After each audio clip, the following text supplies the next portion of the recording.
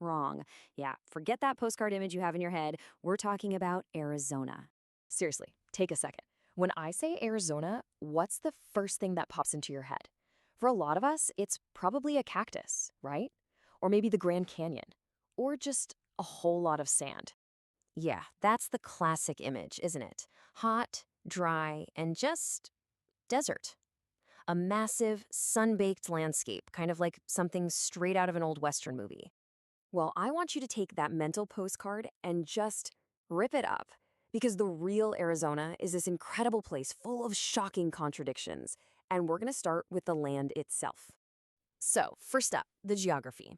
And believe me, this is where the myth of a flat, sandy wasteland just completely falls apart.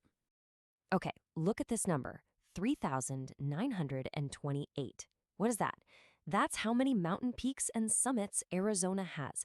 And get this, that's more than any other state in the mountain time zone. Yeah, more than Colorado, more than Montana. You heard that right. Arizona is a mountain state. And the climate? It's just as wild. I mean, on one hand, you've got a blistering 128 degrees Fahrenheit recorded in Lake Havasu City, but on the other, a bone-chilling minus 40 degrees up at Holly Lake. The range is so huge that Arizona can literally have the hottest and the coldest temperature in the entire country on the exact same day. How crazy is that? And hey, if you're still picturing only cacti, you really need to see this.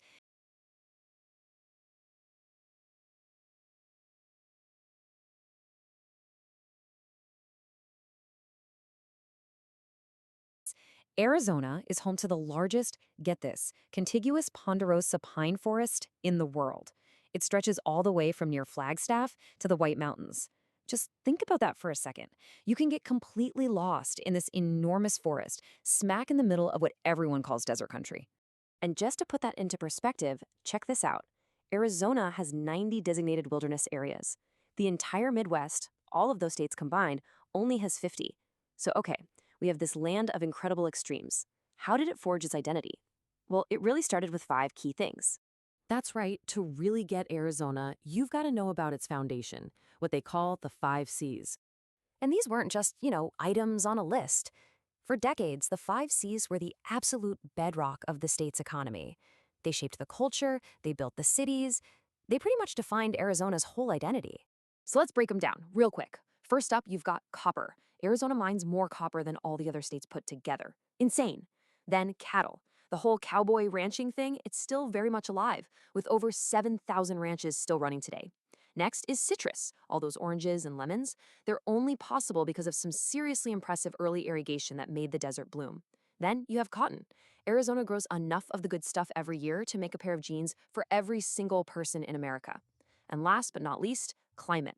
That famous sunshine wasn't just nice to have, it became a massive driver for tourism and agriculture.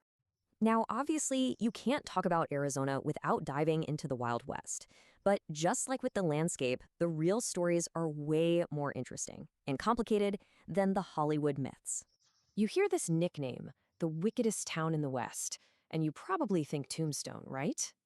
Nope. That title belonged to a place called Jerome.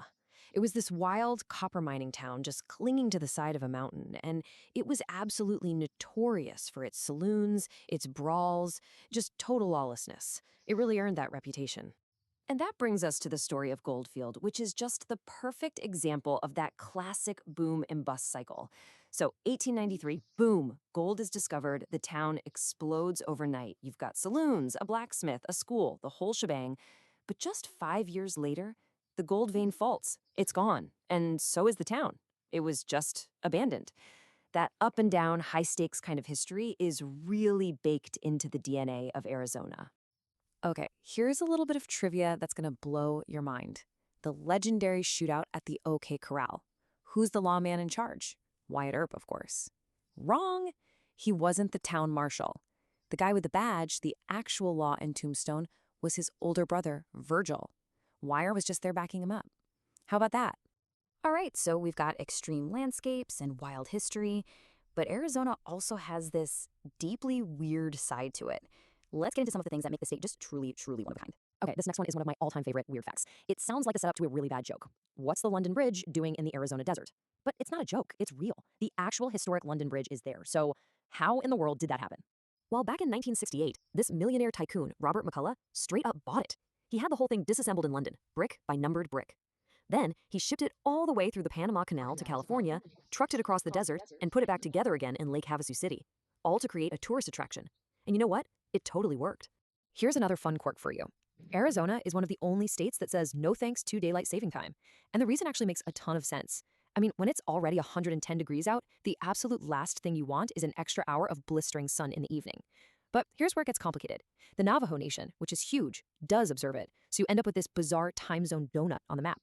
And the weirdness just keeps on coming.